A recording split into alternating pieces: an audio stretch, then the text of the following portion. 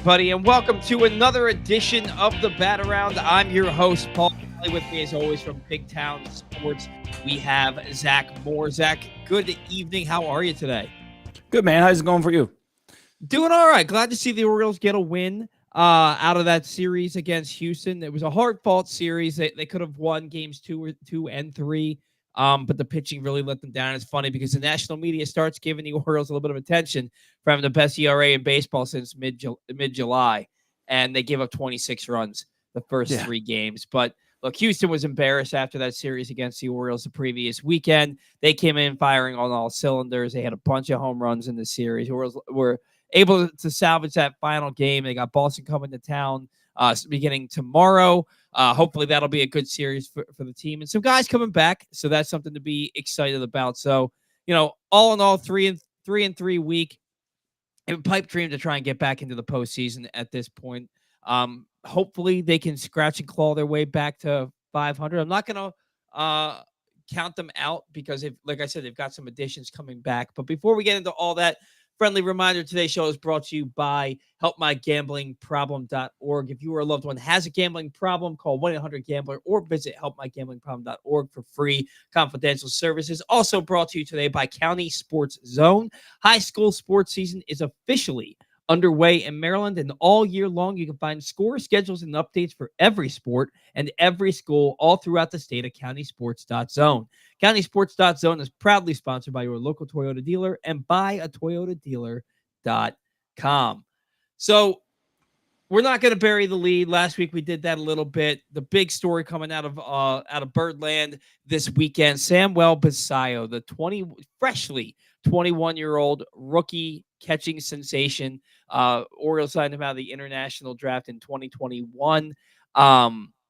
He signs an 8-year, $67.5 million extension with the Orioles. With escalators, you could see that number increase to $88 million. He got a $5 million signing bonus from the ball club. Press conference yesterday. A lot of the players went into the press conference and stood there and watched, which I think is probably par for the course. I don't think we need to read anything into that. But yeah, it's the first long-term extension in the Mike Elias era. It's the first homegrown extension for the Orioles first homegrown extension since, I guess, Nick Markakis and Brian Roberts, but the first significant extension since Chris Davis in 2016. Yep. So the ball club doing right by their youngest, their youngest player in Samuel Basallo, inking him to an 8-year extension, the highest pre-arbitration extension for a catcher in the history of the game. Just 4 games into his big league career. Now, is this something that you think they've had in the works for quite a while, or was it like they watched the first 4 games and they were like, no, this kid's got something special.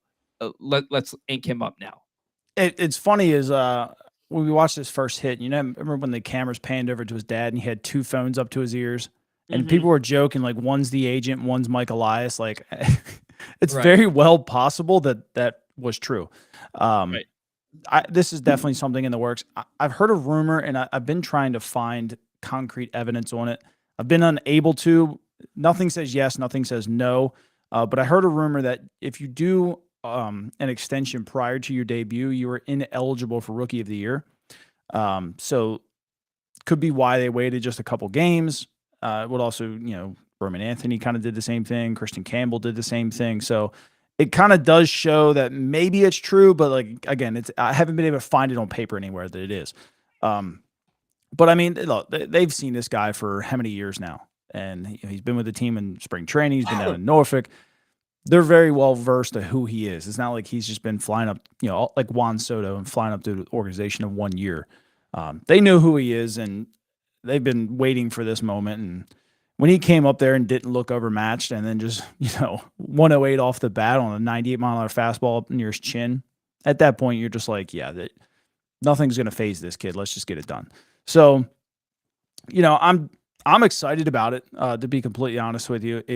He's definitely deserving. Not that others aren't, but typically you do see Latin players sign early compared to American players, and there's grumblings about why that is and whatnot. But look, these guys, they don't grow up here. So when they get life-changing money, everybody on the table is ready to rock and roll with it. And look, he hits free agency again at what, age 29 or 30 if they take that option. You come out here and you hit 200, 300 home runs before you're 30. I know that's a lofty goal there. You're looking at another huge contract. So what does he care? Yeah, I mean, he's going to be 28 by the time that contract is up, which means he's still going to have an opportunity to get another big contract, like you said. And you look at the swing speed, you look at the bat to ball ability, the way that he can drive the ball all over the ballpark. Uh, it makes sense. It makes sense. Now, of course, there's also the grumblings that you hear from the fans where they did this because this was the easy one to do because he's not a Boris client. And of course you can get him locked up. You can get him locked up and say, hey, you can tell your fan base, look, we're building around a young player. But then you have everybody else saying, well, what about Gunnar? And what about Adley and Holiday and Westberg? And listen, they made their choice of who they wanted as their agent, knowing that this was going to happen. Like it's not a secret that Scott Boras operates this way, and they have extended a contract to Gunnar Henderson. It's not the terms aren't well known, but it has happened. They have remember we started hearing grumblings during the offseason about Adley Rutschman with an extension. That went away pretty quickly. So. And then you have that Twitter feed that a lot of people really think is Mike Elias, that MLB executive burner, basically came out and said yesterday that those two were offered a contract and one bet on himself and it panned out and the other one bet on himself and it hasn't. So that kind of tells you that people around baseball know that these two guys have gotten contract extensions. So the difference is, Gunnar probably was offered, we'll say like a $90 million deal or something when he was a rookie. He bet on himself. It panned out. You make that offer now to Jackson Holiday, why would he take it? Right? That's just how Boras operates. So it's a give or take thing. Basallo was blessed. The Orioles were blessed that he didn't have Scott Boras. Well, Adley doesn't have Boras either, right? No, but I mean, Adley was probably presented a strong contract offer where maybe him, his family, his agent thought, I'm supposed to be the next best thing in the world. That's a little too low. And then turn it down. Then say like, hey, let's wait a year, see what happens, blah, blah. And then, he gets hurt with a hand or whatever they tried to hide last year. And he struggled. And he's kind of come back and he's had injury issues this year and struggled again. So he may have costed himself a lot of money. And that's basically what that MLB executive account was talking to, was he tried to bet on himself and it didn't pan out. So we don't really know. The Orioles operate in silence, and they do just like the Ravens. You don't know what's coming out of the castle. You don't know what's coming out of the warehouse. Things kind of just happen to come out. And to sit here, and I understand people's frustration. Contracts have probably been offered to these guys, probably more than those guys, but more than half the team has Scott Boras, so that's not going to help us at all. Yeah. And Sean Whipple, he says, if extended before debut, you're still able to win Rookie of the Year, but team can't get PPI. I could believe that. Yeah, I think that seems more realistic. It doesn't seem realistic to me that somebody can get a contract extension, and if they, depending on the timing of it, they're ineligible to win Rookie of the Year. I don't. Baseball just has weird rules because, like, say like a junior college guy, if you sign with a free agent. I mean, not free agent, an agent, you cannot come back to school, even if you don't declare for the draft. So, like, baseball has such weird rules around all of this crap. Anything doesn't surprise me. And to the point that you made about taking advantage, Joe Racky, some people think the extension is taking advantage of a young Latin kid and agents looking to prove themselves. I don't know, man. It's the largest. That's business. I mean, let's be completely honest. That's business. That's how businesses are run. Yes, and it's also, it's not for nothing. Like he got the largest pre-arbitration extension for a catcher in the history of the game. Right. So I mean that's fourth largest contract in Orioles history. Yeah. So I mean that should tell you something. I mean the kid had 4 games under his belt by the time they signed him. So it's one thing if you want to give a guy $67 million who played what we talked about 4 games. Yeah. What if you gave him $200 million and those 4 games are really good and then he just sucked? Yeah. What if Like, you? then What if you? fans No are offense, but really pissed. what if you gave him 200 million and he turned into Adley? Right.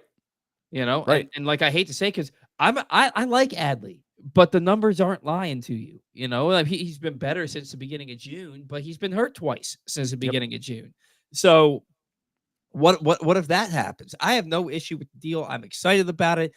And then David Rubenstein's comments on the radio, and I'm paraphrasing here, but he basically said, we're showing people we have the wherewithal to do this. These are deals that we're looking to do, and it's symbolic of what we plan to do moving forward. Now, you I can thought that take was a it. little cryptic. Well, he says, what do you mean cryptic? Like, not necessarily taking a shot at Scott Boras, but like taking a shot at Scott Boras. Like, yes, we're willing to do these if you're willing to play ball. Yeah. Boras just isn't willing to play ball. I mean, that's just how he operates, and he's the best agent in the game for a reason. He's got $5.5 billion worth of contracts this year. So it's not like he's new at this. It's not like he's trying something different than nobody else. Is like his plan works, obviously. Right. So the Orioles, the ball is always in Scott Boras's court. That's what sucks. Well, and so when he says this is symbolic, we hope this is symbolic of how we operate moving forward. Symbolic in that we want to extend our young players, or symbolic in that we want to spend some money. Hopefully both.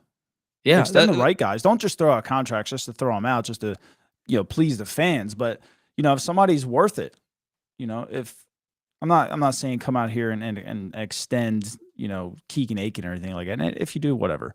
But let's make a run at Trevor Rogers here and see what happens. Trevor might bet on himself, right? Trevor might get a contract offer this offseason and might just say, hey, I had a really good year, and 20 million a year sounds really good right now, but what if I come out and do this again next year? Now that's 30, 35 a year. Like, it's a gamble. It's a big gamble. But I mean, this is the game that players and agents play. I mean, it's no fault to a GM or an owner if they turn these kind of contracts down, because they're taking a shot on themselves. And sometimes it pans out, sometimes it doesn't. Well, and let's talk about Trevor Rogers. He goes out there today, and first 2 innings, he looks like Trevor Rogers. He looks fantastic. Then you get to the 3rd inning, walks a couple of guys, gives up a couple of hits. He gives up a run, gets out of it only giving up the 1 run, but he threw a lot of pitches, and his velocity was down. And you're sitting there, and you're like, oh man, is the other shoe about to hit? Is the other shoe about to hit the ground? And all he does is go out and give you 7 innings again, 5 hits, 1 run, 3 walks, a season high 9 strikeouts. He didn't have his best stuff today. It was clear he didn't have his best stuff today. But that's what great pitchers do, is they find ways to keep you in the ball game and win ball games. He's now 7-2. That ERA is 140. The WHIP is 0.8. I saw something. I can't remember if it was Jake Rill or Jacob Calvin-Meyer or Andy Kotzka. One of those 3 guys put it out there today before the game started that Trevor Rogers is the first pitcher since Walter Johnson to go the first 12 starts of the season with an ERA 140 or 140 or better. I'm sorry, 150 or better, with a WHIP of 0.880 or better, and 0 or 1 hit batter. Mm-hmm. Like Walter Johnson. When you're in the same breath as Walter Johnson, you were doing something seriously right. Orioles go on, they win that game today 3-2. Gunnar hits the home run in the 1st inning. They only get 2 runs the rest of the way. But Luis Vasquez with his first home run of the year. I think it was his first career. It wasn't his first career home run, was it? Yeah. Oh, wow. Back-to-back nights, and the Orioles gets their first career home run. Luis Vasquez tanking one into the bullpen area. Last night, Jeremiah Jackson, that 430. He hit that ball, and I went, oh, my God. Just the sound off the bat. And where I saw it land, I said, that's 430, 440 feet. Sure enough, 439 feet. That was an absolute bomb off of his bat. I'm glad you brought him up, because that's a perfect example sometimes just going somewhere else and figuring it out. And I know we want to kind of gripe on Mike Elias for letting Kyle Stowers go. Ryan O'Hearn came here and wasn't very good, and then turned his career around.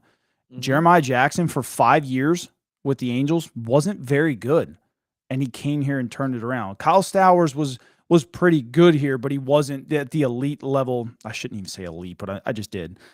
He wasn't at the level that he's playing at now. Sometimes it's just the guy.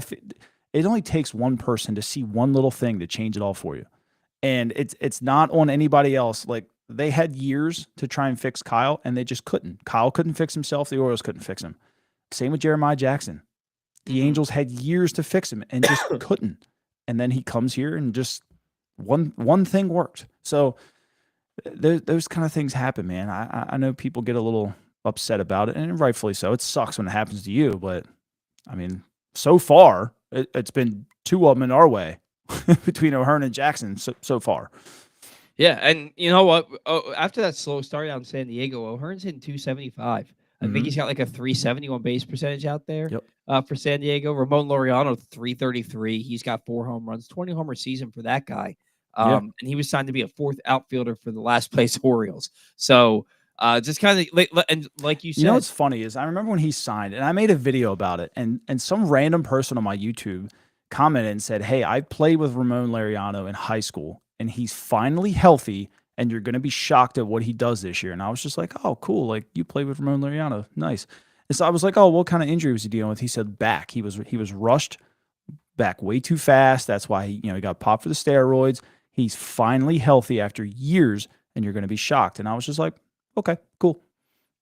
I am shocked right now. Having the best year. He's having the best year of his career. And he had some good years out in Oakland. He's having the best year of his career all across the board. So I'm really happy for him. Sucks that the Orioles didn't keep him with that $6.5 million option, but you win some, you lose some. This season the Orioles win some and lose a lot, unfortunately. But hopefully that'll change next year. Laura said, I think we just lost you. I muted myself trying to. Something popped up on the screen randomly. I was trying to click on Laura's comment, but Laura Topliff says Adley effed up. Now he's hurt and he's not going to get that payday. I mean, Still could. He's not a free agent until 2027, so he's got 2 more years after this year. I still think he's going to get a payday. It might not be here, but I'm not putting it past him to right the ship for himself.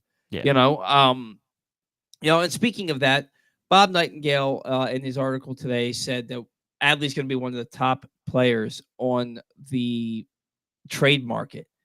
We keep hearing people say that just because they signed Basallo to an extension doesn't mean that they don't have room for Adley. Well, when you factor in the fact that their first 2 picks were college catchers, you should be able to read the writing on the wall. And I think Adley is reading the writing on the wall based on just kind of the way I've seen him in the dugout the last couple of days. Also, the way that when they asked him, when they asked him if anybody's approached him about a contract extension, he said nope. Essentially, so it's he deflected it back towards Basallo, which I thought was professional.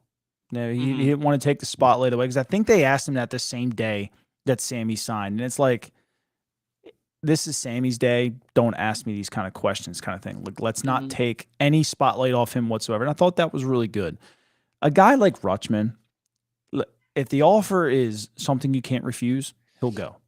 But you want to stack your team. You want to be a winner. You want to stack your team with the most amount of winning players or good players that you can find. And if you already have one that's pretty decent in the building, you're not going to look to trade him. You need to be blown away to trade Adley Rutschman. College catchers in the first 2 rounds or not, they're still a couple years away. Adley still has a couple years left on his contract. So he's going to play here. And hopefully he continues to kind of get back to where he was playing well. And you don't just let go of talent just because you think you might have a logjam. Figure it out later. Boston did it with Bregman, so they're going to keep 3 catchers on the roster next year. That's fine with me. Alex Jackson's going to be here. Is it Alec or Alex Jackson? I know. He's going to be here next year. Basallo and Rutschman, if they don't trade Rutschman, I'm not inclined to think that they plan to. They're going to try and make it all work with Mountcastle, Mayo, Basallo, Adley, you name it. Like I said, you're trying to stack really good players unless something blows you away, because you're not just getting rid of these guys for nothing. So Mountcastle's getting traded, in my opinion. You think so? I think he's getting well, and Has I mean, Mayo unless done anything to make you want to trade Ryan Mountcastle? no, but I think more so because of the idea, and again, like you said, though, you can find room for everybody because you can play Basallo at first, you can play Rutschman at first, you can play Mayo at first, you can play Mountcastle at first, you can DH somebody. Do you think they have any intention of giving Mayo a shot in the outfield? Mayo needs to worry about making the team next year right now. Yeah, yeah. The Like bat has not stepped up like he's we hoped done it would. nothing to cement himself for the 2026 roster. I understand he was a great AAA hitter, Mhm. but right now, like your defense has been getting better. You still missed a routine throw yesterday. Then you threw. We saw what everybody said you did at third base, and you spiked 2 throws into the dirt, basically. Mhm. You're Basallo's a better first baseman already. Your right-handed first baseman should be Mountcastle. Again, I don't see where Kobe Mayo has a spot on this roster. And I think he's the most expendable player. Look, make him a headliner and go get Bubba Chandler or Jose Soriano, or swing big here and make Mhm. him a headliner. And then if you got to throw in, like Honeycutt or Bradfield or something like that, like not that you want to, but if you had to land one of these top end arms, you make that deal. You're not making that deal with Ryan Mountcastle involved. Yeah. It's just the reality of it. He's got 1 year compared to 5.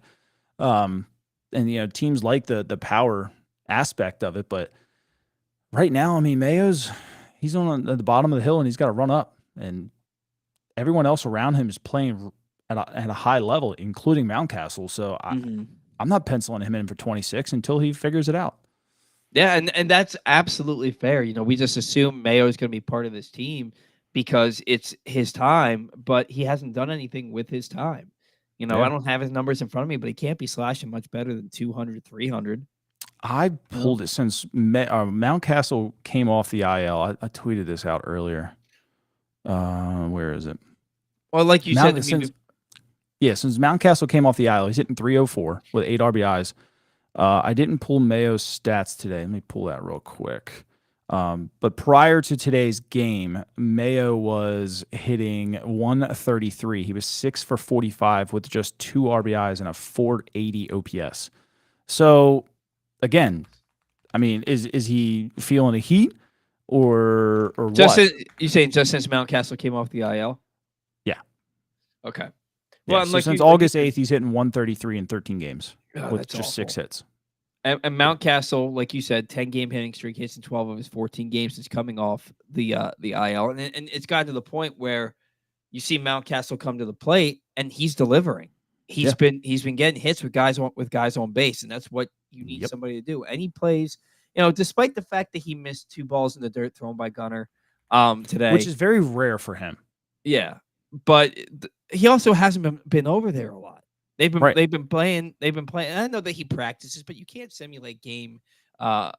speed. Especially And those kind of plays. mhm. And they're plays that he usually makes, but he did miss 2 of them today. And speaking of which, not to get off topic too much, but Gunnar had 2 plays today that could have ended the errorless streak. They both went for hits. Mm-hmm. Do you think that was a hometown scorer? Being friendly. Probably the first one. Yeah, Because the first one, I he thought threw was it an in error. dirt on purpose. Those are the throws that Volpe keeps throwing 14 rows up into the stands right now. So Mhm. I'm sure that's been a hot topic among the infield practice. Like, hey, if you get a ball, it's really flying away from you. Your balance isn't that great. Let's just throw it in the dirt because 9 times out of 10 our guys are going to catch it. When they miss like they did today, that is on you when that happens. I will still take that rather than you throwing it 14 rows up. Right. That's just me. Because the guy didn't advance. So that one I probably would have went with an error. The second one I thought was just an outstanding play, and he just turned around and just tried to fire it. I didn't even think he had a shot. But his arm is so strong, it was right there, and he had the guy. And that was probably Mountcastle's worst play of the year. Yeah, that ball went straight into Mountcastle's glove. Straight in his glove. And it was just a bad play. And and he'll tell you he catches that 900 or 99 out of 100 times. Mountcastle will catch that. Today just happened to be that one, which sucked. I wouldn't give that an error. I would probably give Mountcastle an error on that because it seemed really routine. But the play itself, I thought, was outstanding on Gunner's end. But I definitely would have gave him probably an error on the first one just because Mountcastle missed it, even though I feel like he probably should have caught it. Yeah, and look, I mean, Gunner hasn't made an error since he made 2 on June 8th. I mean, we're talking 2.5 months now without an error. I think he's up to like 255 chances, something like that, without an error. The I guy's think it's playing, one of the longest streaks in baseball. yeah, the guy is playing shortstop at an elite level. He's making solid contact, getting his base hits. He's hitting close to 400 with runners in scoring position. This is something we were griping on at the beginning of the year. Like Gunner just wasn't doing his job. And then it's almost like he took that personally, even though he has no idea. He probably knows who you are. He has no idea who I am. But he it's like people were talking. What's that? Wow. Go ahead and finish. You'll love this, but go ahead and finish. But it seemed like he could kind of hear the whispers about how, he wasn't getting the job done in big situations. He's got the most RBIs in baseball amongst shortstops, I think, over the last 2 months. So, So the last time he made an error, he's hitting 295 since that day, June 8th. 41 RBIs, 7 home runs. I like this. 29 walks to 49 strikeouts. I think that's great. The runners in scoring position, he's hitting 450 with 37 RBIs since June 8th. Yeah. Now, is that a John Mabry effect, or is that just Gunnar Henderson locking in? I mean, that's around the time that John Mabry came in. June 1st. Yep. Yeah. June 1st. Yeah, I mean, one, you know the Gunnar is the best player on the team. Yeah. He's the best player. You look at their offensive leaders in every single category, it's Henderson across the board. He's the best player on the team. So he was going to come back to his norm at some point. I think Mabry has an impact on that. I still think that the power is severely lacking, and I think that that's mainly because of the fact that he doesn't have any protection. Hitting behind him. He's been hitting third all year, and they're going to be able. They're going to make their pitches to Gunnar because they know he's the guy that is providing the protection for everybody else. So they're going to make their pitches to Gunnar. I expect them to sign somebody, or if Basallo takes that next step next year and he's hitting fourth behind him. I expect Gunner's power numbers will go back up, and he's very likely to have a 2020 season this year. He's got 19 stolen bases after the 2 today. He's got what is that? 16 home runs now. 16, yeah. 16. So he's got to hit 4 more. Now he's only hit 16 through the first basically 5 months of the season, but he's got to hit 4 more the rest of the way. He'll do it. I think he'll do it. Yeah. Now Gunnar. I think Gunnar Henderson is a 30-30 player. Yeah, I think he is too. I think he is too. He just isn't this year. But I mean, the on base percentage is up. The average is where you expect it to be. He's in about 285. He just looks like Gunnar Henderson aside from the power. Now, here's the thing, and fans have been putting this out there. Somebody said it made me chuckle. We traded Manny Machado for a back end starter and a bag of potato chips. You cannot let that happen with Gunnar. Give that man a blank check. I think that's fair. I agree. I said to myself 2 years ago when Gunnar was in the midst of winning Rookie of the Year, I said to myself, if they do with Gunnar what they did with Manny Machado, I may never forgive this organization.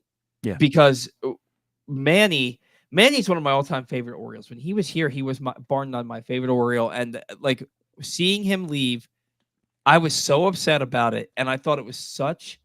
I think it's the biggest misstep in the history of the franchise that they didn't. What do you think is bigger, Harper leaving or Machado leaving? Now, Harper's going to the Hall of Fame, but I don't think Machado's that far off. He keeps having a couple more good years. Machado's going to the Hall of Fame. I don't think there's any doubt he's going to the Hall of Fame. Because Harper, but that's the thing. Harper left, and they won the World Series immediately. Yeah, after he crazy. Left. He left, and they won the World Series immediately because they had Juan Soto, who basically replaced Bryce Harper. Yeah, and that's one of the reasons, in my opinion, they didn't sign Harper.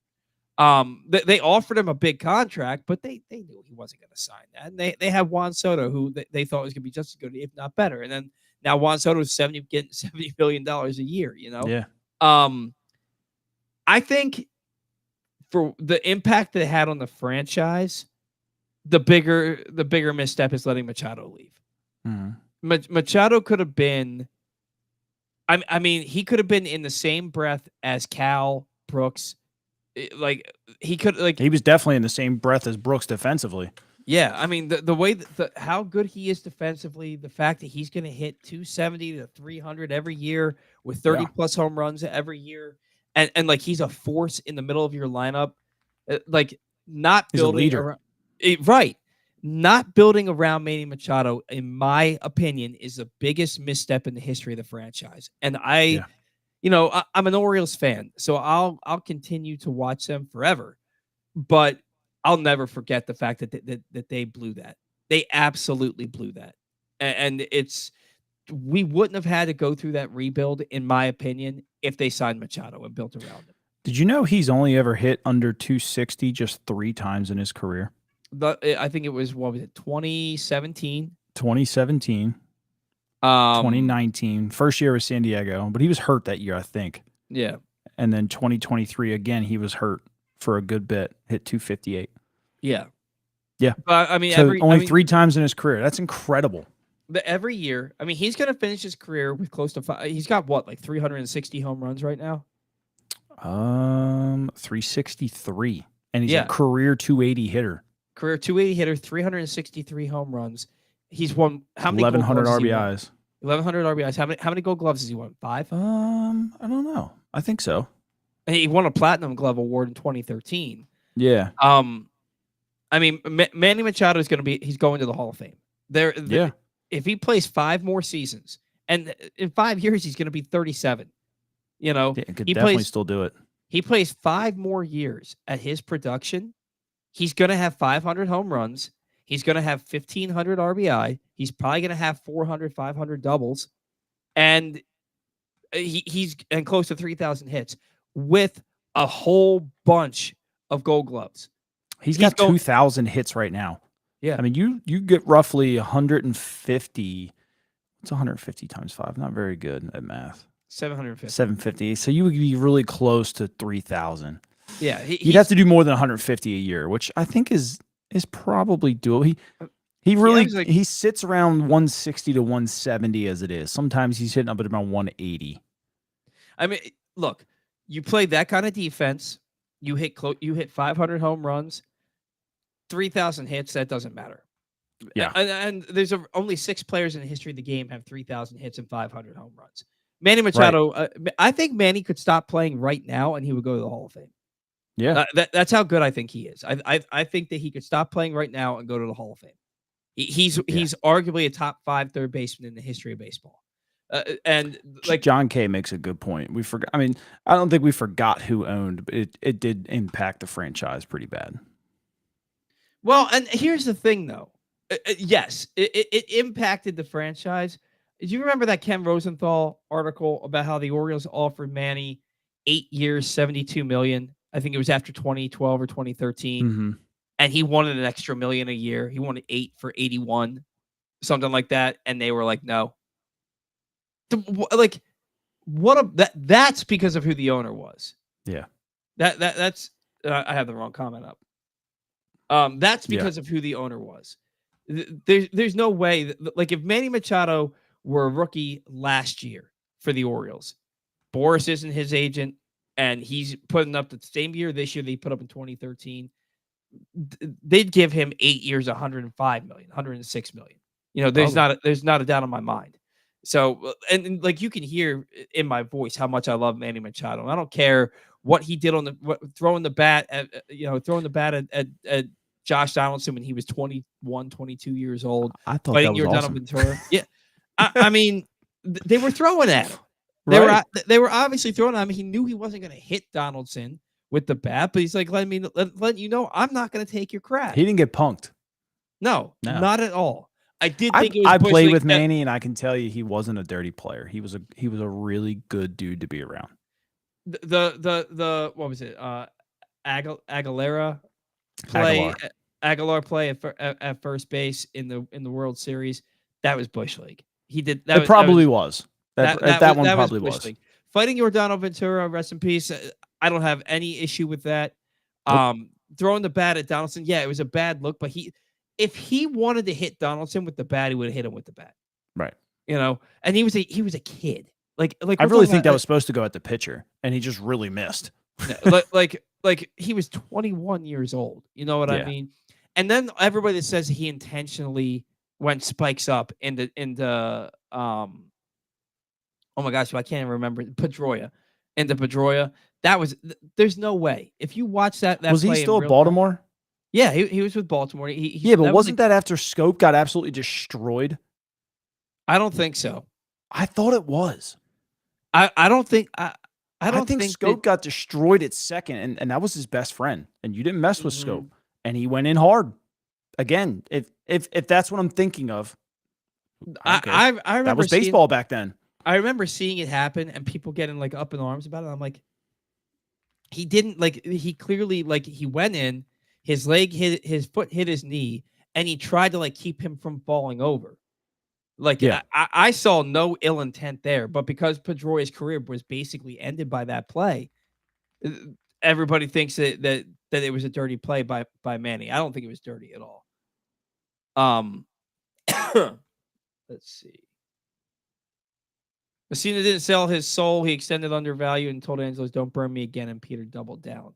That was in response. That's Messina is the name of the country singer. But that's neither here nor there. I just I thought it was funny. I saw that it was spelled with an E and not a U, and I wanted to show the comment. But that's where is here it is. Joe Radke. He wanted that back from New York. Rick. They made an offer. Messina sold his soul. Because Rick was saying that. Teixeira did the same thing. Well, but Teixeira did it the way Teixeira did it. Well, you remember Baltimore had a good contract offer for him, and he said, "I want to go play for a winner," and he went to New York, and I think it was for less money. I heard that they never extended a contract offer to him. Oh, really? Yeah, I heard reading that they did. I from what I heard, like, because I remember my buddy texting me and being like, I have a friend who's friends with Teixeira, and this was like the month of December. He's like, they said that he's gonna sign with Baltimore as a Christmas gift and all that. And I was like, there's no way. What reason would he ever have to sign with Baltimore heading into the 2009 season? Like, there's just no way that that's gonna happen. They had just signed Sabathia and all that, and then he comes out and he's like, I was a Yankee fan. I would come to Camden Yards and I like Don Mattingly. I would wear my Yankees hat when I was a kid going to Camden Yards. From what I remember, they never offered him a contract. That was all the media pushing that, but they never actually offered him a contract. That's possible. Yeah. Media pushes a lot of things around here. Yeah. Well, today's show, speaking of the media, today's show is brought to you by Glenn Clark Radio. Miss anything from Glenn Clark Radio this week, including conversations with Maryland football coach Mike Loxley, Navy coach Brian Newberry, and top Orioles prospect Nate George. Find those and many more in the Glenn Clark Radio Week in Review feature at PressBoxOnline.com. And as always, watch or listen to GCR every Monday through Friday at 10 a.m. at PressBoxOnline.com/radio or right here on PressBox's Facebook and YouTube pages. We're talking about extensions here, and I've heard some fans say that, and I heard the guys on the radio. I heard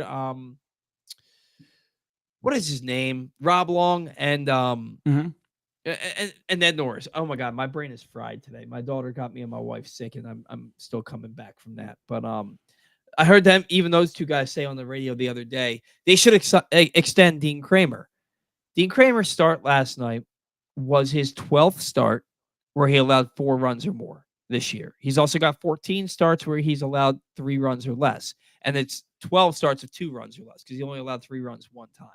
Last night, he gives up 3 home runs in the first inning. He gives up 5 in that 5 runs total in that first inning, 7 on the game, even though 2 scored on that play by Mayo where nobody should have scored. I thought it was odd that they pulled Kramer from the game. At that point, what was it? After 5 innings, they pulled him from the game. Yeah, because the pitch count was still low. You've got a crap bullpen. Were you thinking the same way I was? I don't know how into the game you were last night. Really big battle back and forth. O's were down 5-0. They tied at 5. They're down 7-5. They tied at 7. They ended up losing 9-8. I thought that they should have left Kramer in. His pitch count was low enough. He probably could have given you 7 innings. And yeah, he's given up 7 runs. 2 of those shouldn't have scored. He's basically given up nothing since the first inning. I took issue with the fact they took him out that soon. Yeah, I thought it was kind of weird. And I don't know if they were just realized that just tonight wasn't his night, and they were about to hit that third, fourth time through the lineup kind of thing. But I don't know. I mean, what can we say? It wasn't his greatest night. So, I mean, to Rob Long's point, look, Dean Kramer's that guy who we all love to hate, but he's got it in him. But the minute he leaves, he's just gonna figure it out, and then everybody's gonna be pissed off. Well, yeah, I mean, look, the dude posts up. He's on pace for like 180 innings this year. Yeah, yeah. He's an innings eater, and when He's he's really got good stuff when he's on, when and he's that's what good, makes he's me really know. good. Right, when he leaves, somehow they're gonna figure out how to make him really good every start. You just know it's gonna happen. There's gonna be one year where he goes out there, makes 33 starts, and he's gonna win like 17 games with like a 3.30 ERA, and he's gonna get some like middle of the pack votes for Cy Young. He's gonna have just one of those years. But to me, Dean Kramer is the epitome of a number 4 starter. He's gonna give you half of his starts. He's gonna give you 2 runs or better, go 6 or 7 innings, and then the other half of his starts, he's gonna give him 3 runs in 1 inning, give you 6 innings of 4-run ball or something along those lines. Every now and again, he'll give up 5 or 6, but he's going to win 10, 12 games a year, and he's going to pitch to about a 4 ERA. That's what a number 4 is. And I'd sign up for that all day, every day. My issue with Dean, and we talked about this a few weeks ago on this very show. It's when he's bad. Like, it's like 4, 5, 6 runs when he's bad, and it's against teams that are straight garbage. Right. like against like the Athletics. How are you getting smoked by the Athletics and you're dominating a team like the Yankees or the Red Sox or the Astros? Like, it just doesn't make a lot of sense to me. But I guess he amps up a little bit. I don't know if it's a confidence thing. I don't know if it's like a mental thing where he just lets down. We talked about it before when he let down. I'm checking it up now for what he's done against teams over 500 because last time it was pretty good. So still against winning teams this year, he's got 14 starts against teams over 500, but just a 3.95 ERA in 82 innings this year, and he's only given up 9 home runs in 82 innings against good teams. Against bad teams, he's got a 5.4 ERA in 70 innings, or 4.48 in 70 innings, and he's given up 12 home runs. Does he just lose focus? Yeah. Like, I mean, literally just exactly what you just said. He just struggles against bad teams. Yeah, I don't know what it is. Dean Kramer strikes me as a guy who has to be amped up for a game. Like, I remember seeing him, I think it was maybe against the Nationals or the Twins a couple of years ago. He gave up a long home run, and he was so pissed off about it that he ended up just throwing like 9 straight. I think it was like 12 straight 97-mile-an-hour fastballs and striking out the side after that. Mm-hmm. And what did you think about his interaction with Basallo coming off the field last night? Did you see that? Too much into it. Yeah. To me, it looked like they were talking about something else. And it looked like he kind of glanced back at the umpire a little bit. Sammy looked like he cracked a smirk a little bit. I don't think he was yelling at him at all. I think he was visibly upset at maybe some of the calls. He may have said something like, "Hey, did you not see that second runner coming back?" Because I felt like Basallo kind of held that ball a little too long on the second run instead of throwing it to Dean immediately. Because they had Sanchez dead to rights, and I don't know if he just didn't see him or he didn't make eye contact with Dean or what, but he held the ball too long, and maybe they were talking about that. I don't think Dean was yelling at him. I mean, Dean's never yelled at anybody. I don't think it would start now with a rookie. It's just it doesn't strike me as that guy. Dean also never pulls punches. Yeah. He's a great post-game press conference guy. Like, just because he tells it how he sees it, and I love that about him. And when they asked him about his interaction with Basallo, he said he's a young kid. He's still got a lot to learn at the big league level, but I can't miss down the middle of the plate. That's on me, not on him. Which made me think that there maybe was something there.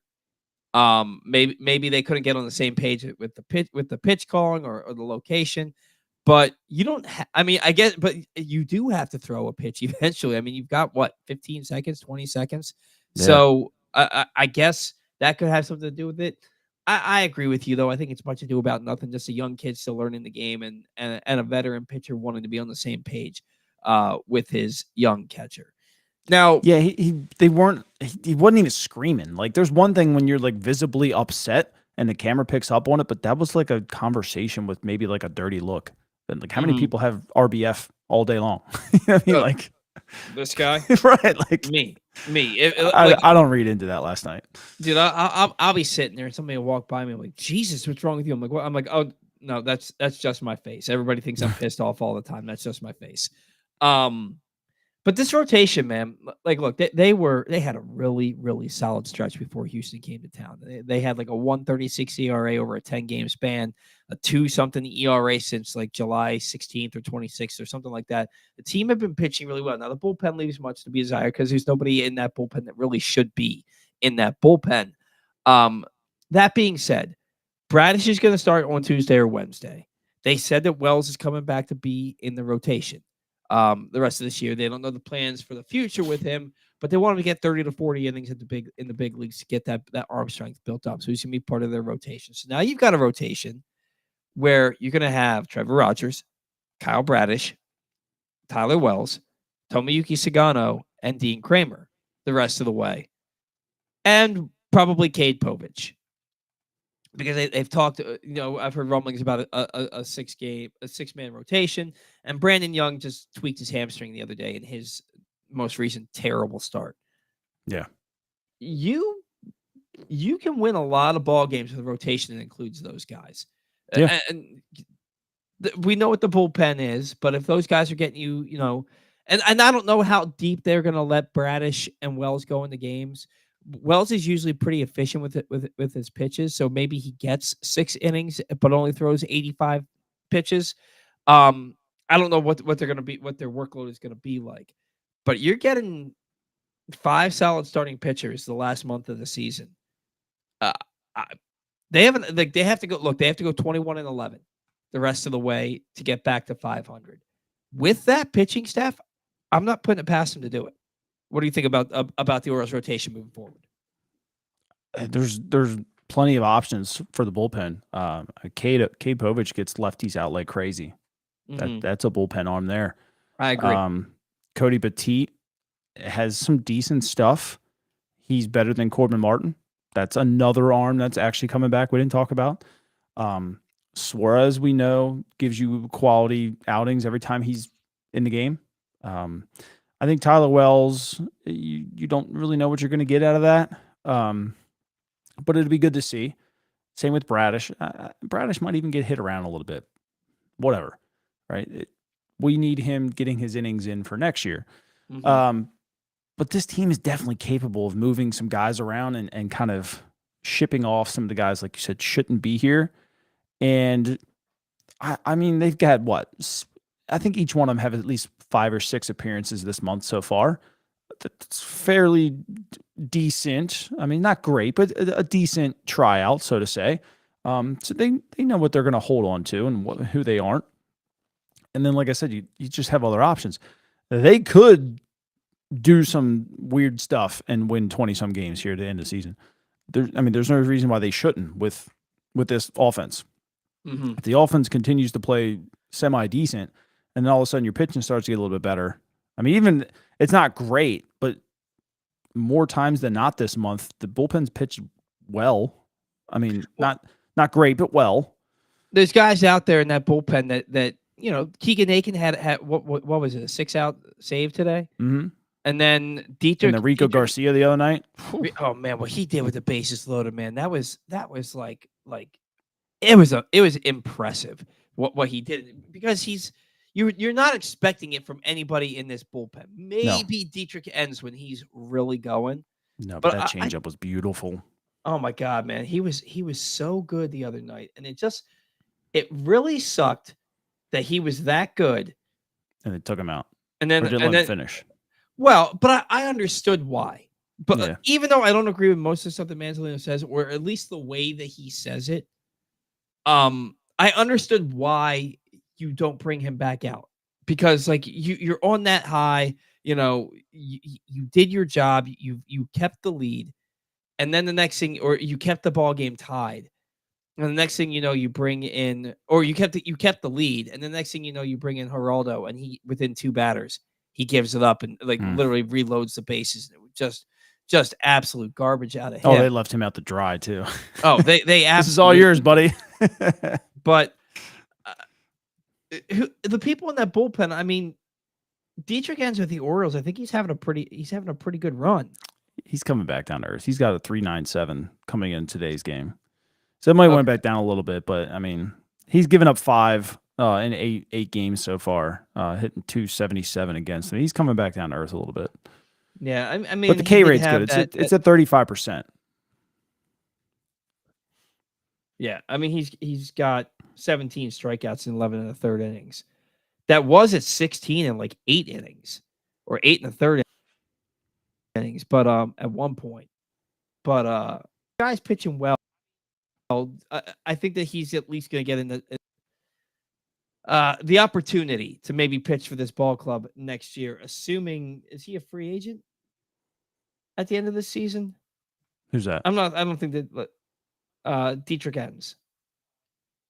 Let's see. I think he's got control. He still has.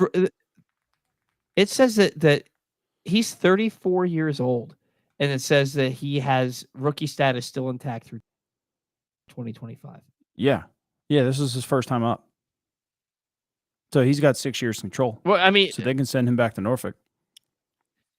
I mean, he pitched in the majors in 2017 with Minnesota for 2 games, 9 games with Tampa Bay in 2021, and then 15 games this year. So I guess technically he does have rookie status. This is his rookie season. Yes, he's got 5 years left. So he'll go to Norfolk next year, or at the end of this year, maybe. Who knows?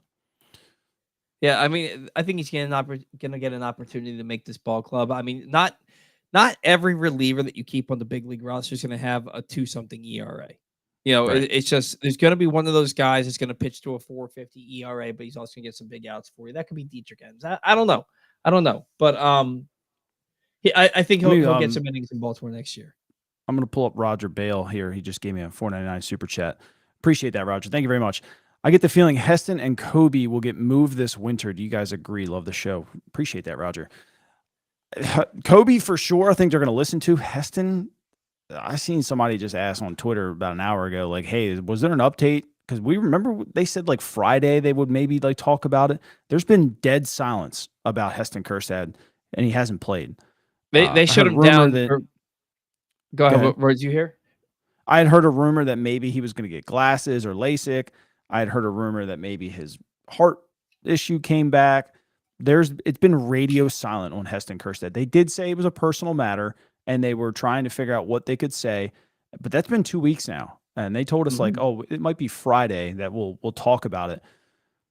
Maybe they don't have everything they need to talk about it. I don't know, but it's weird. That whole situation is weird, and the players aren't talking about it. Obviously, they know what's going on. Nothing has gotten out at all, which is typical right. Orioles fashion, but it's just concerning. I mean, you hope for him mentally and physically that he's okay, for starters. But if you have a guy who doesn't even finish the season and then you've been radio silent as to why, you're not trading that. Nobody's going to take that on. Yeah. I mean, I hope it's something as simple as glasses or LASIKs. Yeah. You know, but he'd be back by now. All I remember them saying was back, the first week of August, saying he's being shut down for a little bit due to fatigue. Right. And originally when that first came out, I had heard it was a family issue and they weren't going to say anything about it. But again, it's been radio silent since. And I've seen Mike Surratt here said myocarditis is back, but I've heard that rumor, but nobody's come out and admitted it. Like, that's nothing you need to hide from the fans. Like, it's just bad luck. You know what I mean? Like, I think they would have told us by now if that was the case. Mm-hmm. I think it's deeper than that. So I don't know if it's like something happened with the family and just mentally he's fatigued and just needs to be with his family, or I just feel like if it was myocarditis, they would just been like, he got the shit end of the stick again. Excuse my French. He's got this. We needed to keep him healthy and alive, he's sitting the rest of the season out. For them just to be radio silent is very odd to me. This is just random. I had a friend who posted today that they got a fortune cookie without a fortune. Also, Laura, that's strange that It's happened bad luck. to you No, I'm too. just kidding. But I heard that. They posted this thing that says it's considered nothing. It's not considered good luck or bad luck. Yeah. It's just you just didn't get a fortune. And they won 15. No, No, I'm just kidding. but getting the thing is, if it was myocarditis, they can't really discuss that unless he allows them to do it. And You think? maybe well, Like, it's wouldn't they hip- say something like medically, like he just medically needs to sit out the rest of the year? Like, just them being like radio silent is just weird. Yeah, I think that maybe he was like, "Look, I'm not ready I'm not ready to face whatever I have to face." And that's what Laura says. If it's a health, my computer's running slow. If it's a health issue, they'd tell us. They would word salad something to say that he's physically Right. not available to play. Right. To me, when they said that he was being shut down for fatigue, all I read that as was the kid's having some mental struggles, Yeah. and he's not. We need to shut him down and let him get his head right. Is he having actual head issues from that hit by pitch? And maybe, but again, that's something I think that they would tell us. They would tell us Maybe. he's experiencing some kind like maybe it's a mental health thing, and they aren't Yeah. at liberty to discuss it. I really don't know. It's something that, and like you've been saying on the show, they play everything so close to the vest. With this ball club, we will know when they want us to know. And I feel weird as somebody, as a fan of the team, somebody who follows the team and talks about the team on a weekly basis. I feel weird putting it out, like saying like I have a right to know. I don't have a right to know crap. Yeah. Like if you don't want me to, if he doesn't want me to know, if you don't want me to know, then I don't have a right to know. I'd like to know. I think your I don't know that your fan base deserves to know, but I do think you need to say something like, look, we're just not really at liberty to say right now. Heston doesn't want us to say, or whatever it is. But like, it would be nice to have clarity. But at the end of the day, it's, if he doesn't want people knowing, he doesn't want people knowing. I think that's fair. Yeah. My guy. Pull that one up there from a deep. I actually want to talk about that because somebody asked me earlier and I missed their comment, but they asked me my thoughts on him. So I went and watched Levi Wells the other day live, and absolutely electric arm. Absolutely electric. The glove just pops. I mean, he was sitting 98 with the sinker. Little guy too. Like you would expect. I shouldn't say little. I mean, but we're talking like maybe I should probably, I don't want to call him little and him not be little. So let me see what he actually is here. 6'2", 216. Doesn't look like that on the mound. We'll just say that. I was thinking maybe I never want you to see me on the mound because I'm every bit of 5'7". Well, it doesn't help that you have like Blake Money, who's like 6'5", 6'6". Yeah, doesn't help it. He doesn't look 6'2" on the mound. Let's just put it that way. But he's throwing 98. And the arm is absolutely electric. The curveball is really good. It's got a really nice bite to it. The four seam, I don't know if they were mislabeling it, but it was only at 92. Wasn't too big of a fan of that. That one got hit pretty hard, and the slider got hit pretty hard a couple times, and it's a good pitch. I was telling the guy that I was with that when you're throwing 98, his slider was only at 84, 85. That's, even if it's a good pitch, it's just too slow. It's too much time for them to make that adjustment. You're talking 13, 14 miles an hour. That's good for a curveball, but for a slider that already has like that fastball spin to it, unless it's really biting, it's going to get hit. I'd love to see him get that to about 90. And if he did, like, I think he'd be devastating out of the bullpen. Like, he's got an electric arm. And he's young, I'm pretty sure. Yeah. 23. Yeah. I can't tell you the last time I went to a minor league game. I think it was probably 2019. Yeah. It was the last time I went to a minor league game. I want to start going more because they were fun. They were fun. Oh, they're a blast. Yeah. They're a blast. I see Sean here ask me the game that Avern Vern put his 80 grade display or 80 grade speed on display. It was fun. A perfect, and I'm talking textbook perfect left on left bunt. It had a nice high chop, and it made its way to where second base should be, right past the pitcher. No play at first base. Steals second base with absolute ease, and then just dances and toys with the guy and steals third with ease. He ended up stealing 4 bags total that night. He was Wow. electric, absolutely electric, and he's got fast hands. Now the guy they were facing, the lefty, was really good. He had like a sub 2.5 ERA. He was good. Tough matchup, and it's why Bradfield, Creed, and I forget who else I really wanted to see, but they were all out. The only Ethan Anderson played because he's switchy, but I think Vern was the only lefty. I think I could be wrong. There's only 2, and then Estrada obviously went on the IL too. But they got some good players there now. So I was kind of criticizing them earlier this year with the lack of OPS. The hitting was pretty terrible, but now they're really starting to kind of accumulate a good amount of talent there, and they're going to be a pretty damn good team. It seems like every team is kind of taking a step forward across the board in the organization recently. I think Norfolk at one point won like 16 to 21. I think they had too many guys spread out, and now you're starting to see them all kind of stack up. Because you had a lot of guys, a lot of good pitching in A ball, and like nothing in Norfolk, and then you had like it almost seemed like good hitting but no pitching in Bowie, and now it's all kind of coming together, and then Delmarva is just lighting it up with all the draft picks, and Aberdeen's lighting it up. I mean, Michael Ferret, again today dominated. Like, who do you pick for minor league pitcher of the year between Trey Gibson and Michael Ferret? Now, Gibson obviously has gone more levels at higher levels, but if Ferret being 21 years old and already in AA dominating, like now Gibson's 23. Who do you give your minor league player of the year to? Pitcher of the year, I should say. I honestly I don't follow it enough to know. I would assume it was Trey Gibson. I think Braxton Bragg was He would have been right there too. Yeah, or he had to, yeah. I think he was on his way there, but I haven't heard of or seen enough of these guys. So Gibson is 5-5 with a 3.07 ERA. Again, I think he's been through. He started in Aberdeen, so 3 levels here: 99 innings pitched, 147 strikeouts with a 1.01 WHIP. Now Ferret is how many teams? He's only been on 2 teams this year, so Aberdeen and now Bowie.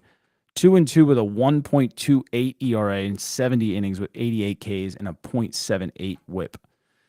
Again, at 21 years old. So, and I think with Ferret being a little younger, they're definitely he's on a much lower pitch count than Gibson would be. But both of them are really just throwing the ball well this year. It sounds like it, and it goes to you've been saying this since last offseason, that there's some pitchers in this organization that people aren't talking about that we're going to put themselves on the map this year. And sure enough, they have. And for the cupboard being as bare as it was just a couple of years ago, there's some guys who are really stepping up for this organization down on the farm that could be here. Some of them as early as next year, some of them maybe 2027, 2028. But there's a lot of arms, not to mention a lot of guys you could trade to get big league impact arms. So there's a lot of cool stuff going on at the minor league level right now. I wish I was more in tune with it. It's funny, when the Orioles were terrible, I knew a lot about their minor league system because that's where all the big players were. And now that they've gotten good, and this year notwithstanding, you stop paying attention to the minor leagues. And I told myself I didn't want to do that, but that sure enough, that's what happened. Maybe becoming a father and having basically 3 jobs and all that. It's like I only have so much attention for baseball, where it's like it's going to be the Orioles and everything else kind of. That's fair. Yep. But luckily, I've got you on the show and you pay attention to all of it, so you can talk about it whenever we need to. Today's show brought to you by Game Day Men's Health. If you're feeling sluggish, unfocused, or not like yourself, it could be low testosterone. At Game Day Men's Health, they specialize in testosterone replacement therapy to help men boost energy, improve mood, and regain confidence. Our treatments, including testosterone cypionate, are safe, natural, and tailored to fit your lifestyle with weekly injections or pellet therapy. You can call Game Day Men's Health at 3 different locations Owings Mills, 443-264-4454. At Columbia at 443-266-3505. Or Frederick at 240-931-3717. Or visit GameDayMen'sHealth.com and ask them about a complimentary testosterone test. Anything else that you want to get into before we start to kind of wrap things up here today, man? No, I was actually just looking at the next time Ferret was going to pitch, and it's going to be on, looks like Tuesday, up in Reading. Wouldn't mind going up to that actually, but Have they announced when Bradish is going to be Tuesday. pitching for the Orioles? It's Tuesday he's pitching? And I'm excited. Tuesday's for what, that. the 26th? Yeah, the 26th. Yeah. So then they said Wells, I think, was going to get what did he say, the 31st? Is it the first? They said that he wouldn't pitch before September. So he's going to make 1st, another minor league start then, probably. Yeah, they said that he was 1 week behind Bradish. That's fair. So if Bradish is going Tuesday, Wells will be going the following Monday, I believe. And then Suarez it is sucks not because long after that, right? Yeah, I think he's a week or two behind Wells. Is that what it is? Maybe a week behind Wells. I think he was 2 weeks behind Bradish and a week behind Wells. So, and if he's going to be pitching in relief, it's probably not as much of a ramp up as those other guys. And he's not coming off of like Tommy John surgery. He's coming off of that scapula. Was it a scapula? Something weird on the shoulder, yeah. Yeah. Oh, we didn't even talk about the fact that Bautista, it was announced since our last show, Bautista out 12 He's never going to throw a pitch again. 12? No. You don't think so? He'll try. Torn rotator cuff. He'll try. He'll never make it back. You really don't think so? No. Shoulders are death sentence for high velocity arms. And now you're tearing the two most major ligaments in the shoulder. Tearing both at the same time. I had labrum done, and it was 10 months until I could even throw hard. Like, I could throw around 6 months, but I'm talking like, we're talking a full year until I can get back into the upper 90s again. Like, it took me a long time, and I was just a catcher. You're asking a guy who used to throw 100 miles an hour to kind of get back to that point. He's not going to get back to that point. And then you add the rotator cuff in with it, like, his range of motion is going to be awful. And this is a guy that literally throws, like, straight up. He's not going to get there anymore. So his arm angle is going to change. The velocity is going to drop.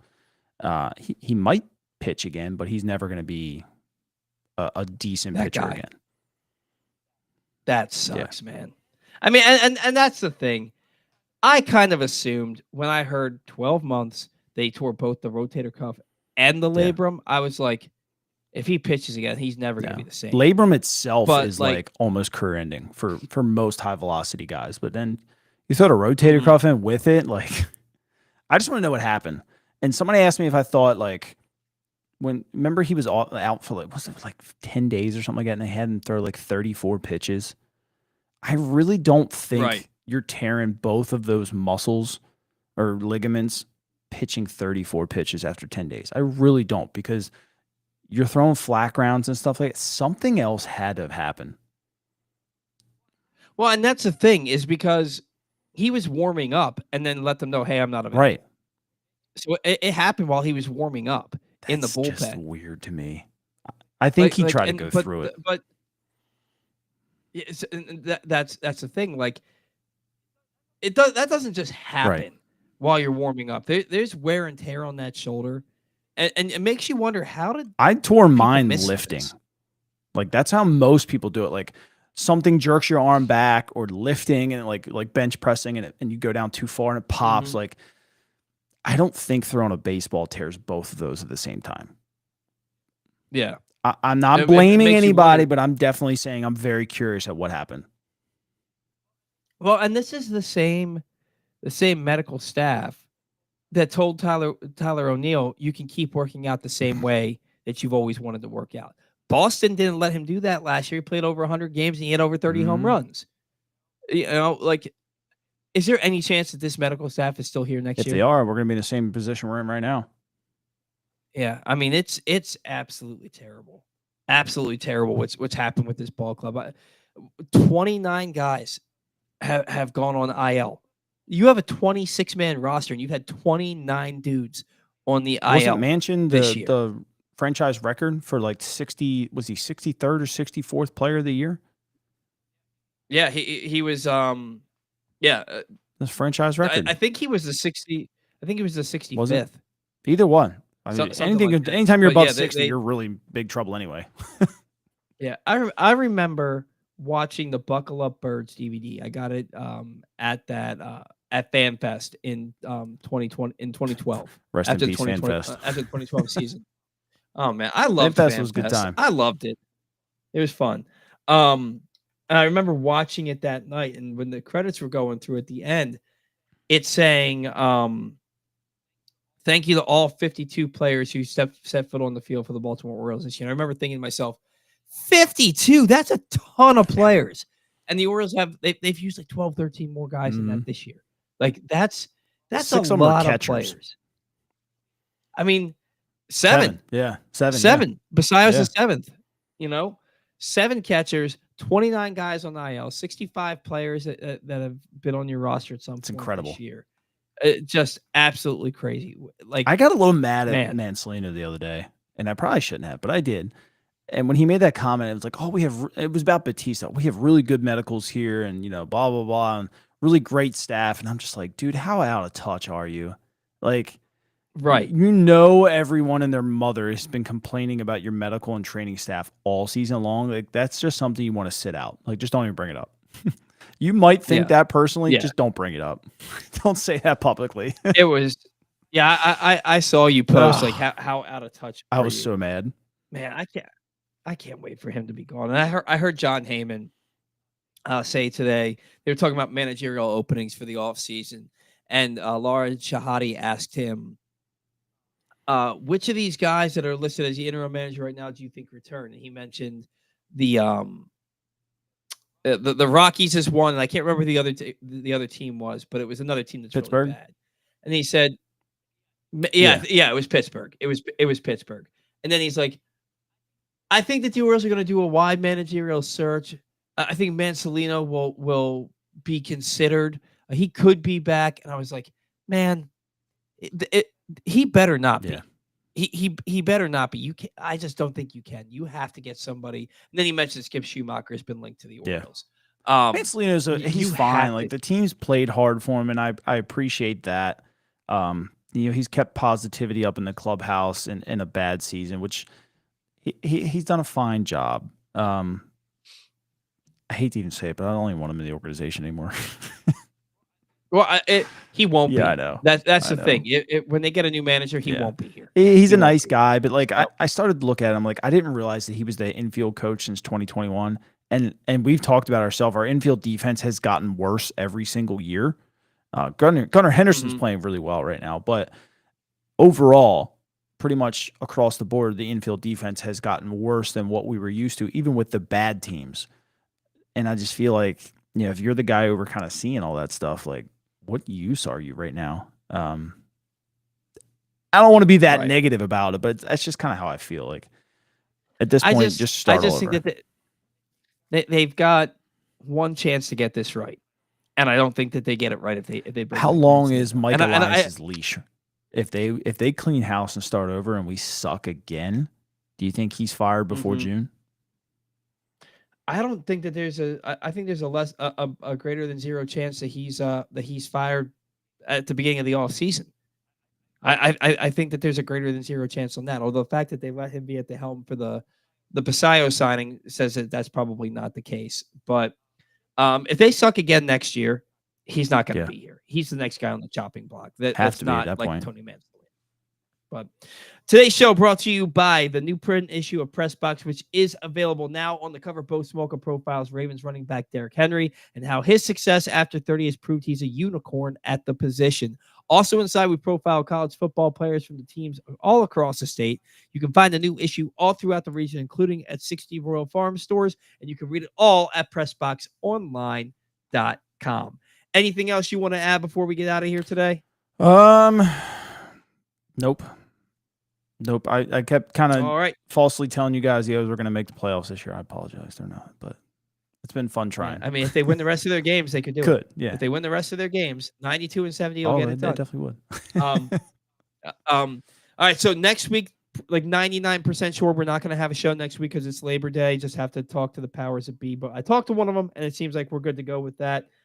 When we come back in 2 weeks, we will be in a new time slot. We haven't quite. I don't want to let the cat out of the bag before we have it confirmed totally, but good chance we're moving back to 10 a.m. on Saturdays during football season.